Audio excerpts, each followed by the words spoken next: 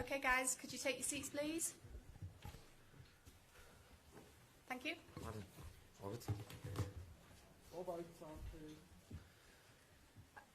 Okay, welcome everybody to Old Trafford. Could I just ask you firstly to turn your mobile phones off? And secondly, just some housekeeping rules. We don't have any planned fire alarm, so if you do hear the fire alarm, it is a real one, and the muster point is over on W1. If you'd like to put your hands up and we'll bring a microphone to you. If you could say where you're from as well. Good morning. Morning. James Cooper from Sky. We've had various incarnations since you've been in England. You've been the special one. You've been the happy one. What does Manchester make you?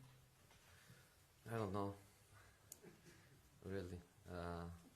The other 2 times I was arriving at the country. This is a different one. I was sacked by Chelsea, and then I stayed in the same country, in the same competition, with the same faces in front of me, basically. So it's nothing new for me, really. It's just arrive into a club that is difficult to describe. It's difficult to find the right words to describe this club. I don't like the denomination that many times people use, is the dream job. This is not a dream job. This is reality. I am Man United manager. But the reality is that I think it's a job that everyone wants, and not many had a chance to have. And I have it, and I know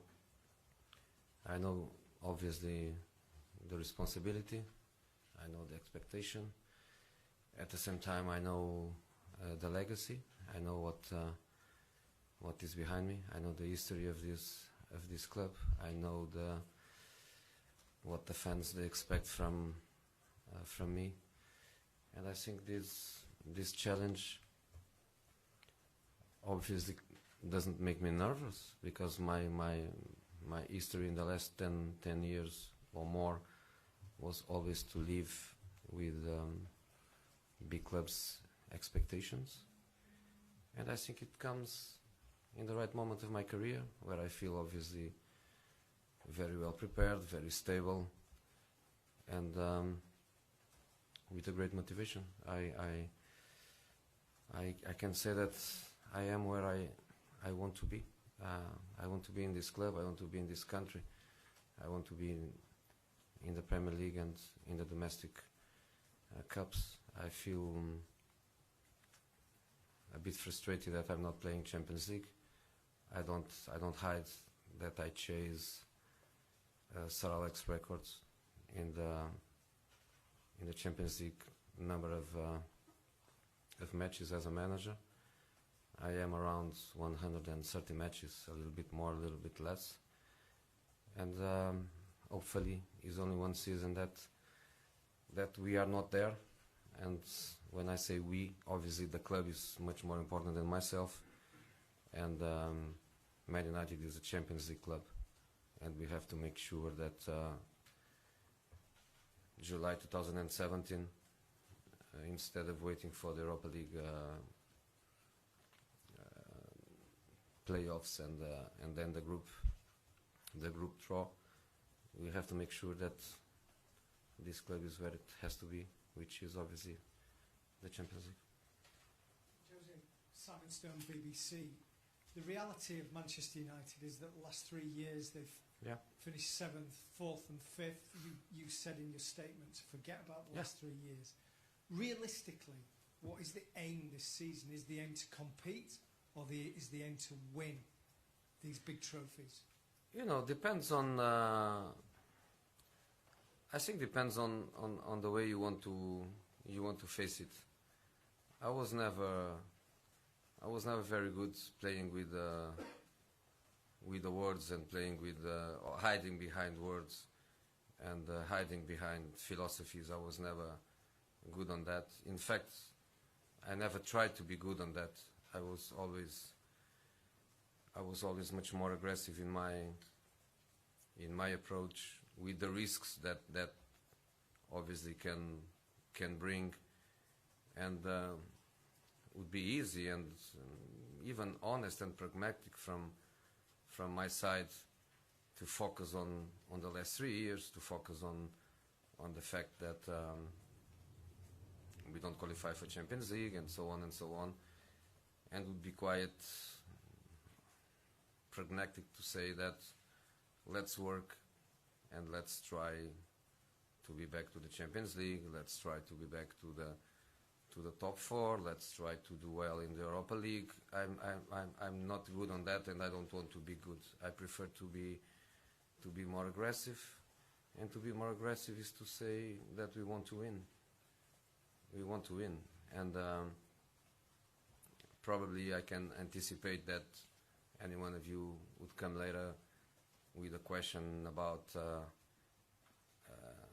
style of play and what is before is the result or the style of play. I can imagine that one of these questions is around the corner, and I can anticipate by saying you can win a short competition, you can win a couple of matches without playing well, but you cannot win competitions without playing well. What is playing well? Playing well is score more goals than the opponent, is to concede less goals than the opponent, is to make your fans proud because you give absolutely everything, is to make your fans proud because you win. So we want everything at the same time. And again, it's an aggressive approach by myself. I want everything. I want to win matches. I want to play well. I want to play young players. I want to score goals. I don't want to concede goals. I want the fans to be behind us because in the last 10 minutes we are chasing a result. I want the fans behind us because in the last 10 minutes we are defending a result. I want everything, of course. We are not going to get everything, of course, but we want to. Jose Martin, Samuel, the Daily Mail. I've read an interview with you a number of years ago in which you seem to say that you liked big players with a point to prove, and that was one of the things that appealed to you about some of the signings you've made, some of the players that you inherited. Do you fit that category now of being a big player with a point to prove? Can you repeat, Martin, please? Yeah, that of being a big player, a big success, someone who's been successful throughout his career, but now also has a point to prove after what happened last season. You know, there are some managers that the last time they won a title was 10 years ago. Some of them, the last time they won a title was never.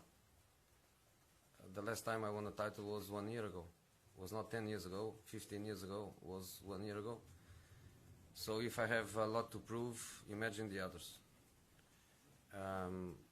But the reality is that that was never important for me. You know, I play against myself. That's my feeling many times. I feel that I have to prove not to the others. I have to prove to myself. Is my nature. I would never be able to work without success. You know, that's my nature. I have always to find the reasons why I have always many questions towards myself and towards the people that is working with me. Is my nature. That's why I could approach this job in a defensive point of view by saying yes, the last 3 years, yes, the best we did was fourth. The best we did was a FA Cup. I could go into that side.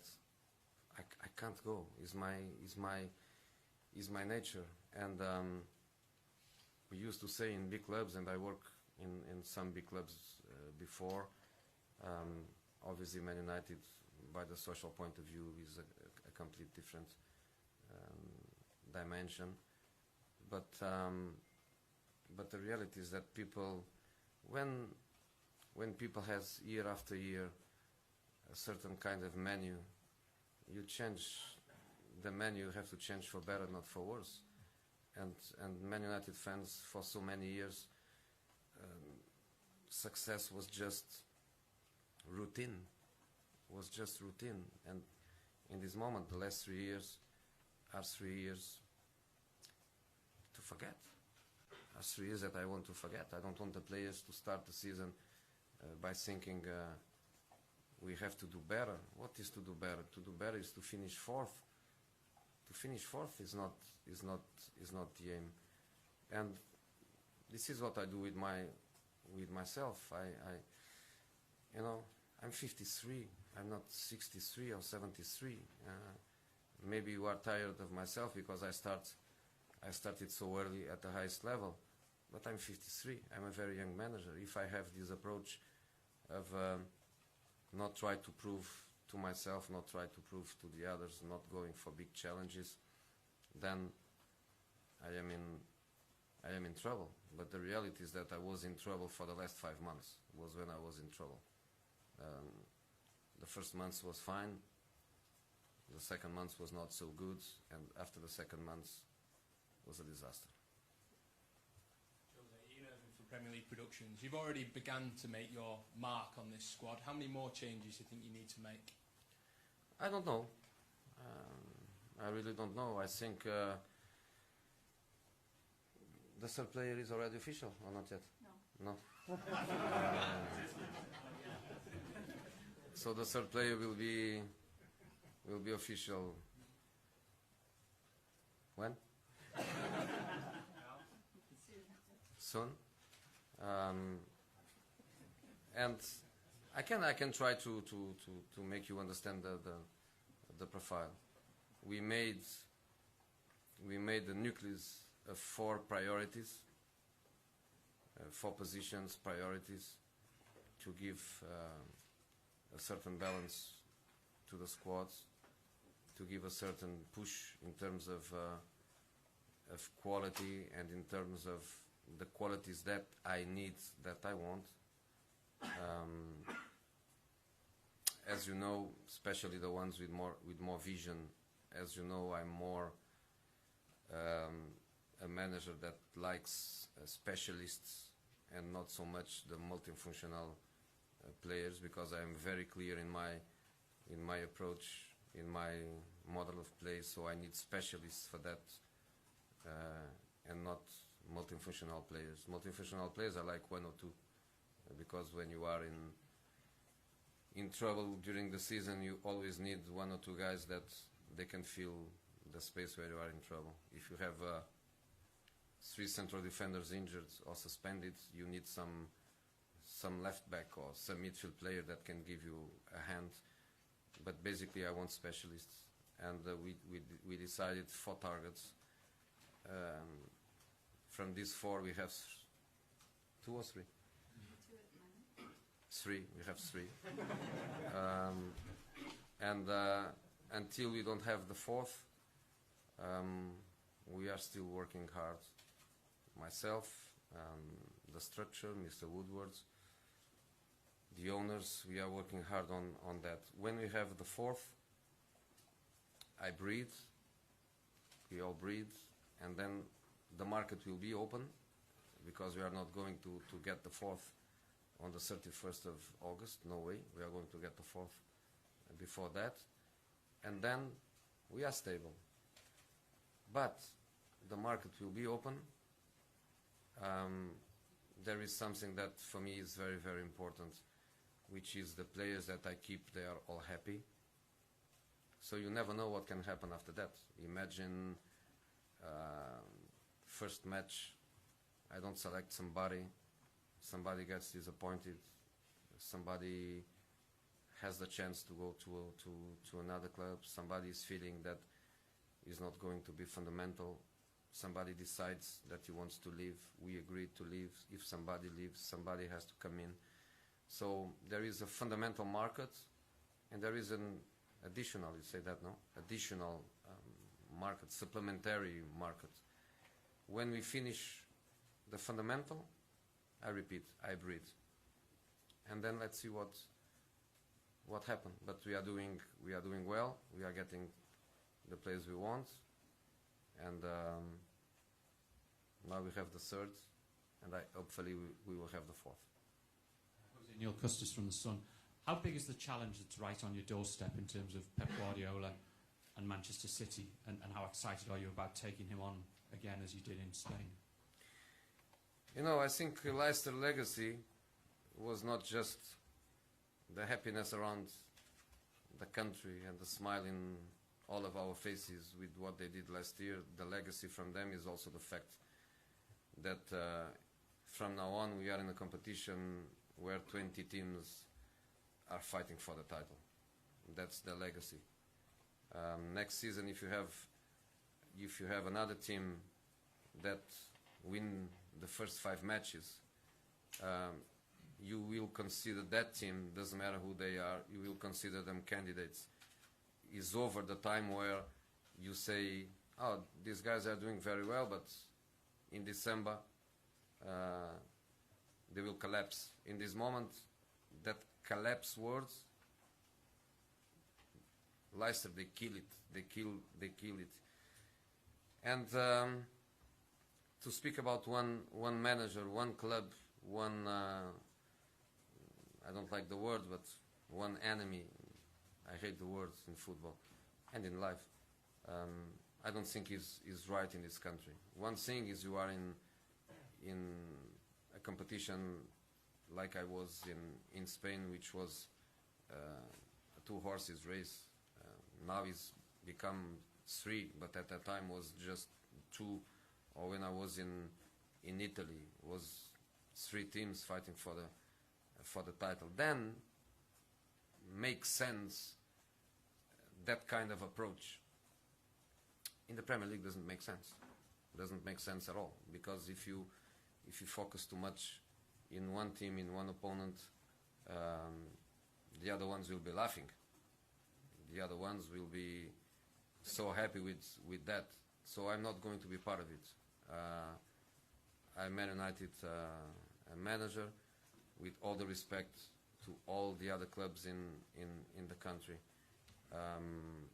especially one that was my house for 7 years, and I share so many incredible moments with their fans. I have to say that I'm the manager of the biggest club in the UK, so I don't have to be looking to the others so much, and I'm going to focus on ourselves and in our job. So I have the same respect for every club, every manager, every opponent, and thanks a lot to what Leicester did, because it's one of their legacies is to change forever the profile of the competition. Jose, Don McGuinness talks sport.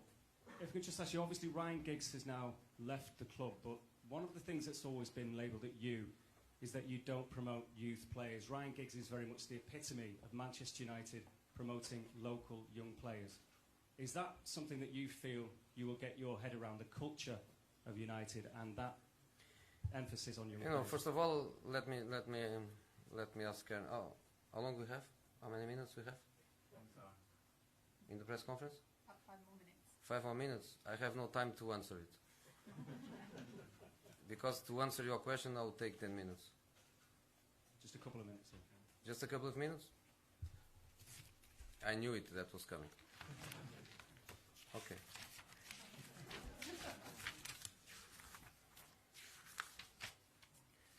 You know how many young players I promote to the first team from academies? 49. Do you want to know who they are? You don't want to know who they are. 49. 49. If you want, or if any one of you is interested, I can give you that.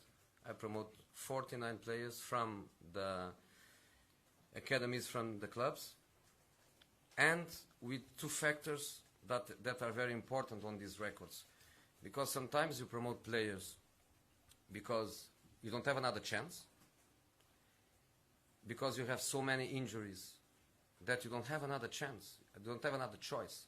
You have to bring up the players from the academy because you have lots of players that are injured. That is one factor. And the second factor is when you are not playing for big targets, it's also easier to bring them up outside the pressure of the big moments. My record of injuries is very, very low.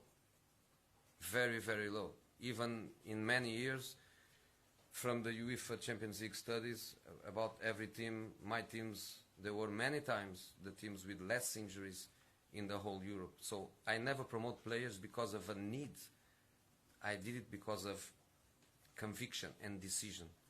And the second factor is that last year was the only season of my career that I was not fighting for the title. Because in every other season, winning or finish second or even third, I finished third once, I was fighting for the title until the last moment. So was never a situation of stability and no pressure to promote young players. I did 49. And some of them, we are speaking about big names. We are speaking about players that today, for example, they are Champions League winners. Players that are in the Euro. Players that are playing for national teams. And 49 is a lot. So once more, one lie repeated many times. Sometimes it looks that it's true, but will be always a lie. So for many, many times, many of you, with intention, without intention, that's not the point, I don't care about it, but it was not true. 49, and if you want the names, I give you the names. That's no problem for me to prove you that I'm speaking right. And about Ryan, let me finish with it, because I want to make it clear. I never run away about my responsibilities, but the reality is that it's not my responsibility that Ryan is not in the club. The job Ryan wanted is the job that the club decided to give me. It's not my fault. Ryan wanted to be Man United manager, and the club, for the reasons that only the club, the owners, Mr. Woodward, the board, they can tell you, they decide that the job was for me. From this moment, Ryan wants to be a manager, like 14 years ago, or I don't know when it was, 2000, so 16 years ago, I decided myself I want to be a manager. For many of us, coaches, we start as assistant coaches, and for many of us, arrives a moment where we make a decision, and Ryan made his decision. So when you were speaking about, did I offer him a job, could he be my assistant, it could be what he wanted in the club. The club wanted to give him any job, any important job in the club. He made a decision where you need to be brave, because it's not easy. It happened with myself. I was in Barcelona in 2000. I had a contract for 2 more years to be assistant. Do you think it was easy for me to leave such a big club, such good stability, and decide let's go to a new fight? It was not easy. And for Ryan, it's not just the step of going from assistant manager to manager, it's also the step of leave his house. 29 years is not 29 days, so he was brave, he was honest. So good luck. And if one day he wants to be back to the club while I'm here, I will never stop him to be back. I will always say yes if the club asks my opinion, and if one day the club offers him the chance to become the manager, I think it will be something natural and consequence of his success in his managerial career. Okay, last 2 questions, one there and one there. Paul Hurst from the Times. Just wondering, can you tell us what kind of advice Sir Alex Ferguson has given you since you took the job, and will you be talking to him over the course of the season to get more advice? Yeah, bring the umbrella. And yesterday I couldn't believe that was raining in the training ground, so was a great advice. And the second advice was to bring my typical bottle of wine, because now we are going to have many occasions to be together. In these moments, Sir Alex is on a bit of a holiday, on a bit of the Euros, so I cannot see him this week. But when some holidays are finished, I will be based in Manchester. He's the same. We will have lots of time to meet each other. He will be always welcome to the training ground, obviously, and we will have time to share a lot of our personal stuff, friends, family, life. But obviously his opinion is an important opinion for me. The same way so many legends in this club, they love the club, and some of them they are in the pundits industry in these moments. So every opinion will be important for me, agreeing, not agreeing, but people that love the club and has a big connection with the club will be always respected by myself, and I will always give a look to try to learn from them what they can teach me. Okay, guys, last question. Jose, Mark Ogden, Independent. You mentioned before about wanting specialists and not multifunctional players. Where do you see Wayne Rooney next season? Is he a striker or is he a midfielder? Where are you, my friend? I'm sorry, yeah. You know, I think in football there are many jobs. There are many jobs on the field. I think the one that is more difficult to find is the guy that puts the ball in the net.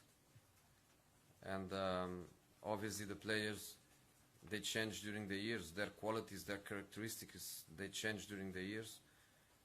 It's normal that a player at this age change a little bit, but there is something that will never change, which is the appetite, the natural appetite to put the ball in the net. So maybe he's not a striker anymore, maybe he's not a number 9 anymore, but with me he will be never a number 6. He will be never somebody playing 50 meters away from the goal. You can tell me his pass is amazing. Yes, his pass is amazing, but my pass is also amazing without pressure. There are many players with a great pass, but to be there and to put the ball in the net is the most difficult thing you have to find. So for me, he will be a 9, he will be a 10, he will be a 9.5, but not a 6, not even an 8. Okay, guys, thank you very much. Thank you guys, see you soon.